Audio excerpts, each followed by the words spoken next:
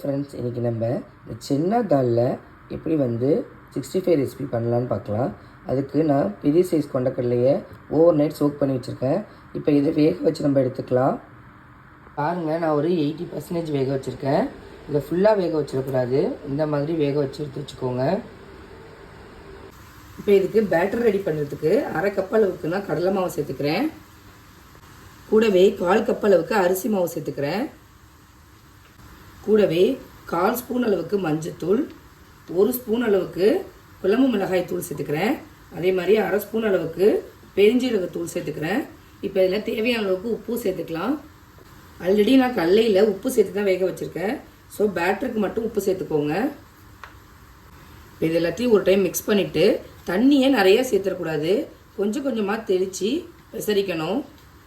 இங்கே பாருங்கள், இந்த மாதிரி சேர்த்து மிக்ஸ் பண்ணிக்கோங்க.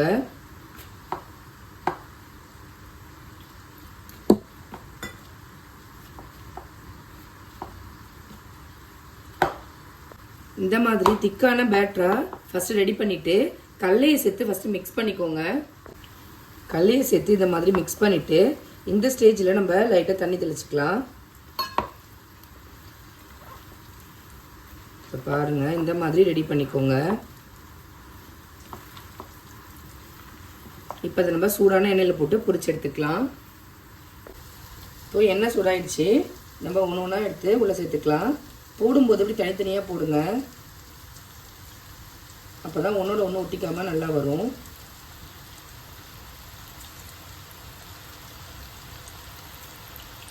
நான் இல்லை எந்த வித கலர் பவுடரும் சேர்க்கல, அதனால தான் இது எல்லோ கலரில் இருக்குது.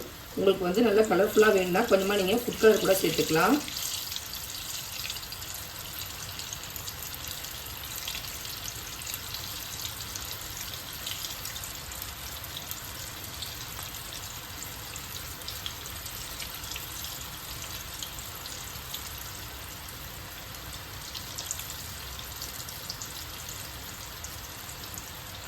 வேகட்டும்.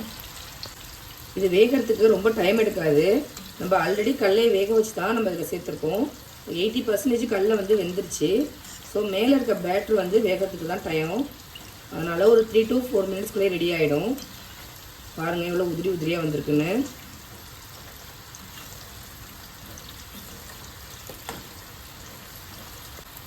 இப்போ இது வெந்துருச்சு, எடுத்துடலாம்.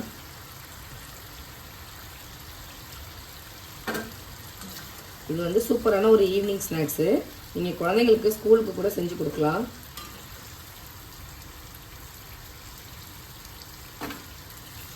இதே மாதிரி எல்லாத்தையும் நம்ம பொரிச்சு எடுத்துடலாம். பாருங்கள், இது எந்த அளவுக்கு கிறிஸ்பியாக இருக்குது அப்படின்னு. நல்ல கிறிஸ்பியாக இருக்குது. அவ்வளோதான், பாருங்கள், ரெடி ஆகிடுச்சு. இது மேலே நல்லா கிறிஸ்பியாகவும் உள்ளே நல்லா சாஃப்டாகவும் சாப்பிட ரொம்ப டேஸ்ட்டாக இருக்கும். நீங்களும் இதே மாதிரி உங்கள் குழந்தைங்களுக்கு செஞ்சு கொடுங்க. எப்படி இருக்குது அப்படிங்கிறத கமெண்ட் பண்ணுங்கள். நான் போடுற ரெசிபிஸ்லாம் உங்களுக்கு பிடிச்சிருந்தா நம்ம சேனலை லைக், ஷேர் அண்டு சப்ஸ்கிரைப் பண்ண மறக்காதீங்க. தேங்க்யூ.